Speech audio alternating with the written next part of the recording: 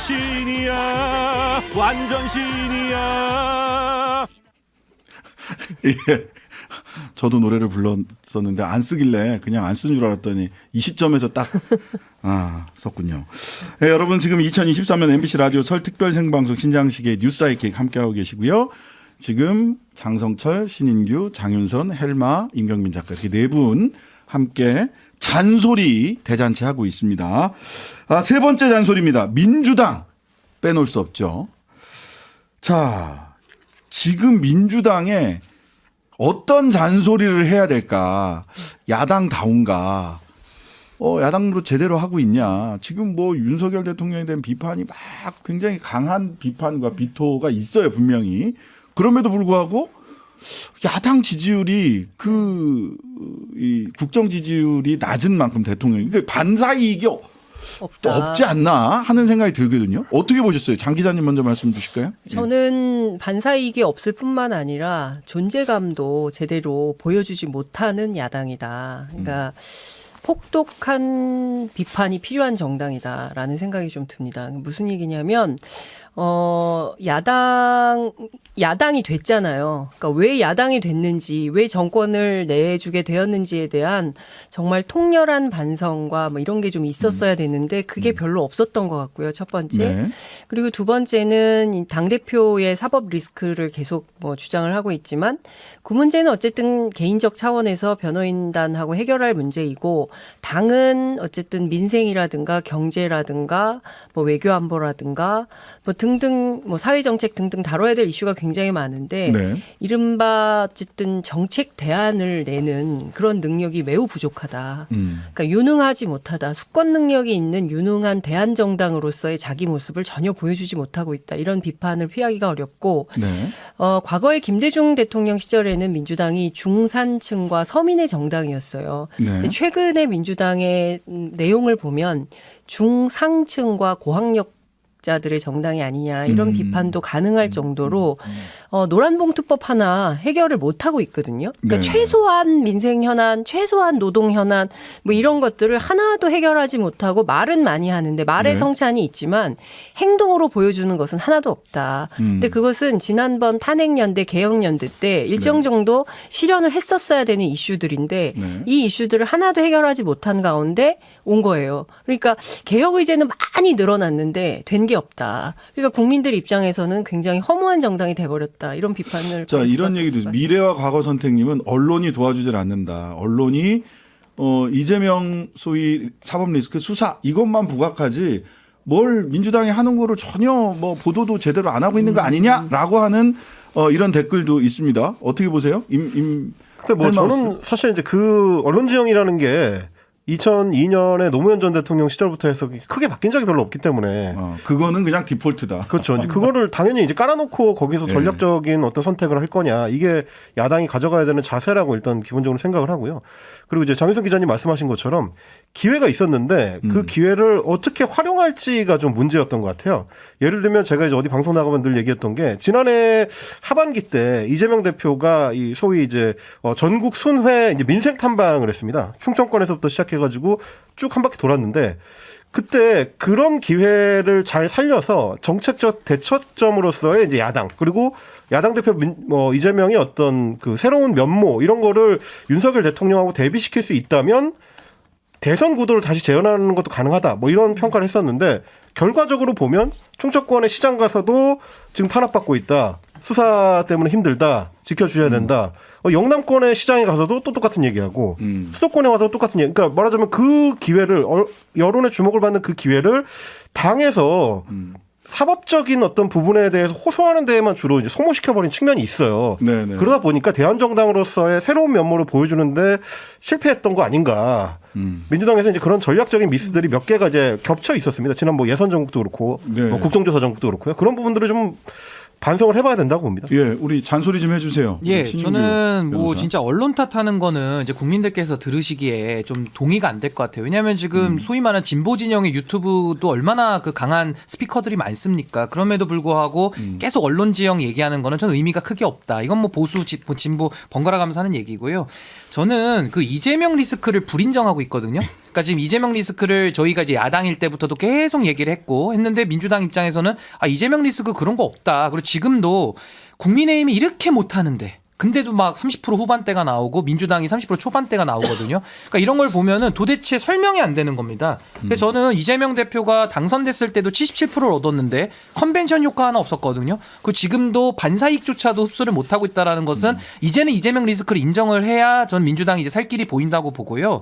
뭐 민주당 지금까지 해온 행보들 좀 분석해 보면은 국조 국면이나 예산 국면, 그 이상민 장관 그때 해임시킬 때 그리고 정부 견제하는 측면에 있어서 우왕좌왕하다가 갈팡질팡하다가 완전히 그냥 스텝이 꼬여버린 게 한두 번이 아니거든요. 그래서 저는 민주당이 전략이 없고 지금 명분도 없고 실리도 못 줬고 행동도 못 하고 있다라고 저는 요약을 할 수가 있겠고 최근에 그 윤석열 대통령께서 중대선거구제 던지지 않았습니까? 저는 민주당이 노무현 대통령과 그 계승을 한다고 노무현 대통령과 문재인 정부 있는다고 한다면은 저는 이거 선거법 중대선거구제 임해서 논의를 해야죠. 근데 여기에 대해서도 갑자기 민주당이 뭐 소선거구제와 대통령제가 어울린다 뭐 이런 얘기하고 비례대표제로 도망가면서 갑자기 또 개헌을 던져요. 그러니까 이거 뭐 하지 말자는 얘기를 그렇게 표현을 한 거거든요. 그러니까 이런 식으로 좀 민주당이 전반적으로 좀 심한 저는 중병 상태다. 이거 좀 해소가 돼야 민주당도 아마 활로가 보일 것이다 이렇게 생각합니다. 저는 네. 이제 다만 네. 그 네, 헬마. 지지율에 대해서는 조금 더 생각을 해볼 지점이 있다고 생각을 하는데 왜냐하면 이제 대선 끝난 지 1년이 채 안 됐고 그 다음에 이제 연속적으로 야당이 지방선거에서 참패를 했거든요. 그런 후과로 치면은 지금 민주당의 지지율이 저는 낮은 편은 아니라고 일단 보는 맞아요. 거고요. 네, 그건 맞아요. 낮아요. 아유 그렇진 않다고. 아니, 왜 왜냐면 낮냐면 이게 이 후속 효과가 원래는 더 떨어질 수도 있는 건데 네네. 그나마 지금 소위 이제 민주당의 지지층이 지난 대선에 대한 일종의 어떤 불복 정서가 깔려 있기 때문에 여전히 결집을 많이 하고 있는 편이라서 예전 그 총선 앞두고 한 1년 전쯤에 야당의 지지율들 다른 야당의 지지율들하고 비교해 보면 그렇게 낮은 편은 아닌 것 같다. 다만 이제 문제는 뭐냐면 1년 뒤에 총선을 위해서 지금 지지율을 유지하는 게 중요한 게 아니고 야당이 뭐를 중심으로 싸울 거냐. 소위 말하는 야성을 어떻게 보여줄 거냐. 이런 데서 실패하고 있는 게 더 문제가 아닌가. 저는 좀 그렇게 보여지긴 합니다. 현재 그 지지율 괜찮다. 민주당 지지율 이 정도면 괜찮다라는 게 헬마의 진단이고 근데 중간에 장 소장님은 무슨 소리냐 이거 낮은 거다. 왜 이렇게 얘기를 낮냐면요. 하셨어요. 예. 낮다고 평가하는 이유. 대통령 지지율이 35% 내외 정도가 되잖아요. 네. 그때에 야당 지지율이 이렇게 낮다라는 거는 되게 낮은 거예요. 음. 그러니까 집권 초기에 야당 지지율 이거 항상 낮아요 이렇게 얘기하면 안 된다니까요. 그건 자기 만족이에요. 네. 집권 초기에는 대부분 지지율이 높거나 아니면 좀 떨어졌다가 다시 올라가고 그 대통령의 지지율이 좀 높아요. 그때는 당연히 야당 지지율 낮은데 대통령에 대한 긍정평가가 낮은데 민주당, 야당의 지지율은 낮고 국민의힘 지지율이 높다? 이건 상당히 비정상적이에요. 근데 이거는 잘못된 거다. 결과적으로 이렇게 지나고 나면 저는 이제 이재명 대표나 또는 민주당이 제대로 평가받는 것은 내년 총선을 앞두고 소위 국민들에게 감동을 주거나 설득할 만한 공천 개혁을 할 수 있을 거냐. 이 공천 어떻게 하지? 왜냐하면 민주당은 의원이 너무 많거든요. 제가 좀 더 비판을 좀 할 수 있는 시간을 좀 주셨으면 좋겠는 게 아까 장윤선 기자님이 야당의 힘이 정책에서 나온다, 민생 챙기는 데서 나온다라고 하셨는데 저는 그거에 좀 다른 생각을 갖고 있어요. 야당의 힘은요 명분에서 나와요. 명분. 그리고 국민의 지지에서 야당의 힘이 나와요.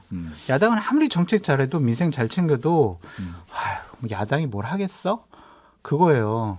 명분을 갖고 정말 제대로 지적을 할 때 정부 여당이 잘못하는 것을 지지를 할 때 국민적인 지지율이 올라가는 거다. 근데 지금 민주당은 이재명 당대표의 개인적인 도덕적인 문제, 법률적인 문제 때문에 발목이 잡혀 있거든요. 그래서 앞으로 못 나가는 거예요.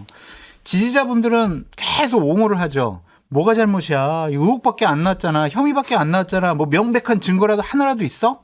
그렇게 얘기를 하는데 생각을 해보세요.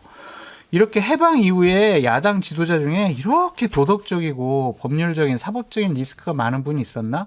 지금 수사를 통해서 하나하나씩 밝혀지고 있는데 이러한 분이 과연 야당 지도자로서 민주당과 민주진영을 이끌어 나갈 만한 도덕적인 자격을 갖고 있는가?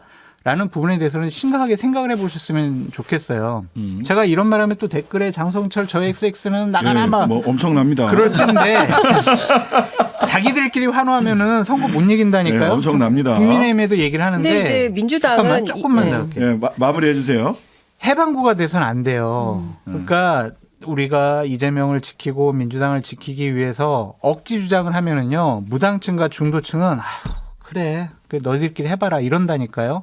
그분들을 좀 설득시켜야 돼요.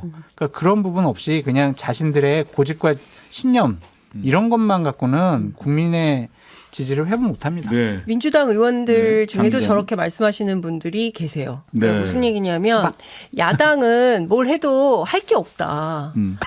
야당이 뭘 하냐. 어쨌든 전국은 여당이 이끌어가는 거고 네. 야당은 할 게 없다. 그러니까 우리가 지금 이렇게 있는 거다라고 말씀을 하시는데 제가 그래서 민주당은 집단 무기력증에 빠졌다라는 생각을 하고 있는 이유가 네. 169석이나 가진 엄청나게 큰 뭐 정당입니다. 사실상 175석 예, 정도 돼요. 그리고 무소속들이 있기 때문에. 그렇죠. 예. 그리고 국회에서 할 게 없어요?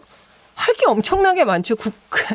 아니 국회의원 개인도 할 수 있는 역할이 얼마나 걸어다니는 헌법기관이잖아요. 할 일이 없는 게 아니라 저는 일을 안 하고 있다는 생각을 하는 것이고요. 네. 그리고 이게 정치 탄압이라고 했잖아요. 그리고 네. 정치 탄압 대책위원회도 꾸렸잖아요. 네. 그러면 정치 탄압에 걸맞는 행동을 해야 돼요. 그러니까 무슨 얘기냐면 애초에 쌍특검을 주장을 했잖아요. 그렇죠. 그러면 쌍특검을 관철시켜야죠. 그러니까 대장동 특검, 그다음에 김건희 특검. 이 쌍특검이었죠. 예, 주장만 하고 행동이 없어요. 그리고 나서 앞서 이제 그 선거제도 개혁 말씀하셨는데 중대선거구제 좋다. 중선거구제는 곤란하고 대선구제로 가자. 그럼 구체적으로 어떻게 가자. 그리고 갖는 김에 개헌도 하자. 4년 중임제, 결선투표제 뭐 이런 거 가자라고 의제를 던지는 거죠. 그러니까 제가 말씀드린 그 컨텐츠 파워라는 것은 뭐냐면 핵심적으로 뭘 관철시키는 힘이 있다는 게 아니라 내용을 가지고 승부를 해야 된다는 거죠. 그런 측면에서 보면 지금 전략 컨트롤 타워 전략 기능이 완전히 마비됐다 민주당은. 네. 이런 전략적 판단 속에서 자기들이 할 것을 메시지 파워를 키워가야 되는데 그런 역할을 전혀 못하고 있다. 그렇기 때문에 국민들로부터 지지받지 못하고 지지율이 계속 빠지는 이런 난항을 겪고 있다. 그러면 지금부터라도 전략 기능을 제대로 세우기 위해서 무엇을 어떻게 할 건가 판단을 해야 되는데 여전히 헤매고 있어요. 매우 답답합니다. 요거 말씀드리고 싶은 네, 게 그러니까 신인규 전략의 변호사님. 부재를 저도 짚지 않았습니까? 그 전략의 부재라는 게 바로 당대표의 사법 리스크 때문에 전략이 없는 거예요. 그러니까 왜 그러냐?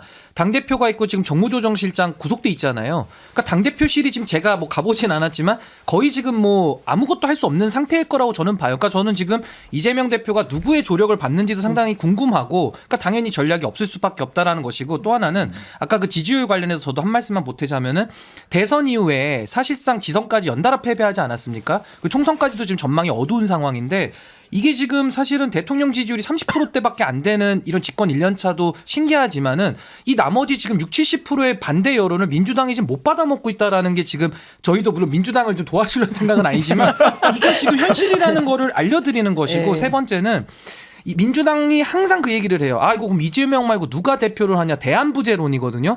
저는요. 제가 이렇게 옆당에서 이렇게 지켜봐도요. 훌륭하신 분들이 많아요. 그럼요. 예를 들면 강훈식 의원 같은 분도 상당히 젊고 개혁적이고 이번에 대표 경선에도 나왔지만은 이재명 대표가 거의 없었다고 생각을 해보십시오. 누군가 더 출마해서 4-5명 나와가지고 경쟁하지 않았겠습니까? 그러면서 아마 새로운 그 꽃을 피웠을 수도 있는데 지금 그거를 이재명 대표가 계속 방해를 하고 있다라고 보여지는 겁니다. 그래서 저는 이재명 대표가 이제는 뭐 수사받으러 갈 때 나 혼자 가겠다 이제 이렇게 얘기하거든요. 그건 잘하신 얘기예요. 근데 그럴 거였으면은 애초에 처음 출두할 때 40명씩 그렇게 대동할 필요가 없는 겁니다. 그러니까 이런 것도 우왕좌왕 지금 전략이 하고 있기 때문에 전체적인 스텝이 지금 민주당이 꼬이고 있다. 저는 그건 제가 이렇게 조금 짧게만. 설명을 제가 조금 먼저 설명을 짧게만 할게요. 아니 1분만 자, 왜냐하면 장 기자님 먼저 그다음에 왜냐하면 이거 강성철 설명이 소장님. 좀 필요해가지고 야, 우선 아니 나는 민주당이 야당 잔소리가 이렇게 치열하고 뜨거울 줄 몰랐어요. 아니, 왜냐하면요 우선 그 민주당 내부 그러니까 비판을 그러니까 좀 저는 대안 있는 비판을 해야 돼서 그렇다고 네, 생각을 네, 하는데요. 네. 왜냐하면 우선 그 이재명 대표도 매우 답답해하고 있다는 거예요. 제가 측근들한테 물어보면 당이 잘 안 움직인다. 그러니까 본인의 사법 리스크는 사법 리스크고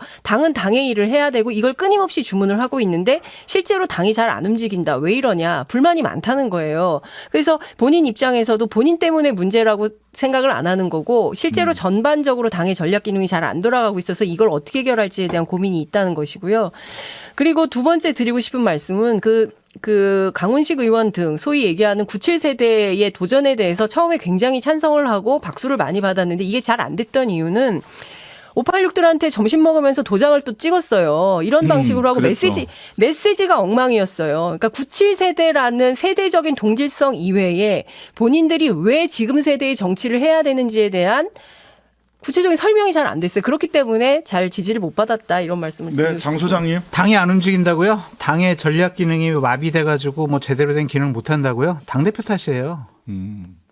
당 대표가 그러면은 제대로 된 전략가들을 다 그럼 영입을 해가지고 자 전략 기능 잘 좀 짜보세요. 제가 그대로 할게요라고 하면 되잖아요. 본인이 제대로 안 해놓고 뭘 남 탓을 해요. 아니, 근데 그러니까 이게 뭐 그러면은 뒤집으면 민주당 리스크는 이재명 리스크다. 그러니까 뒤집으면 이런 겁니다. 말씀이세요? 일테면 예. 하나만 더 얘기하면 안 이준석 전 대표를 이제 밀어낼 때도 소위 이제 검찰 경찰 등이 나 움직여서 보수 패널로서 이재명 욕해야 된다고.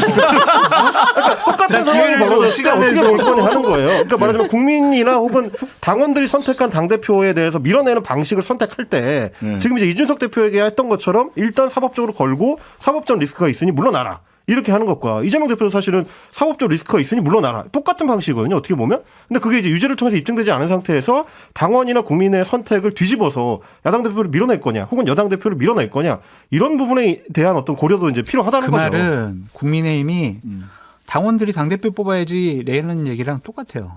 왜냐면은 민심이 지금 평가하고 있잖아요. 민주당에 대해서 지지율이 낮잖아요. 그러면은 새로운 방법을 찾아내서 이걸 극복을 지지율은 할 생각을 국민의힘도 해야죠. 낮습니다. 그렇게 얘기하면 이제 해답이 안 자, 나와. 자, 그렇죠. 보세요. 해답이. 지금 보면 말하자면 이재명 대표에 대한 검찰의 수사, 경찰의 수사에 대해서 평가가 그러니까 수사 자체에 대한 평가도 다르고 이 수사가 민심에 미치는 영향력에 대한 평가도 좀 다르고 민주당이 그러면 이걸 어떻게 대처해야 되는가에 대한 평가도 굉장히 다릅니다. 한마디만 할게요, 진짜. 네네. 민주당과 민주 진영, 진보 진영은요, 김대중, 노무현 이러한 분들, 민주주의를 위해서 헌신했던 분들, 지역 감정 타파를 위해서 모든 것을 다 바쳤던 분들, 지방 균형 발전을 위해서 자신들의 지지 기반과도 척질 수 있는 그런 용감한 정치인들이 민주당의 지도자들이었어요. 네. 근데 지금 이재명 당대표가 지금 그러한 역할을 하고 있는지에 대해서 근데 이제 제대로 뭐 좀 생각을 사법 리스크 생각하면 DJ는 내란죄로 사형 선고도 받았었어요. 그러니까 그럼에도 불구하고 끊임없이 국민들과 호흡하고 민주화를 위해서 노력을 많이 하셨잖아요. 아, 이제 저희들 민주당에 이야기를 대한 애정 어린 비판을 하면 좀 더 세게 하시라. 저는 그 말씀을 드리고 세게 싶어요. 하시라. 예. 한 마디씩 한 10초씩 한 마디씩 민주당 잔소리 한 마디씩 민주당 더 지지- 세게 해라. 네, 민주당 지지자분들 이재명을 버리십시오. 시진기 변호사님. 뭐 지금 하고 싶은 말이 너무 많은데 예, 아무튼 민주당한테 할 수 있는 잔소리는 다 했습니다.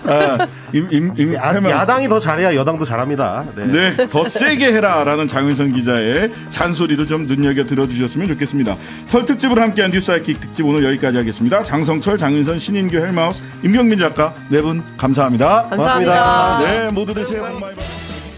하루 종일 기다려지는 진짜 시사. 평일 저녁 6시 5분 신장식의 뉴스 하이킥.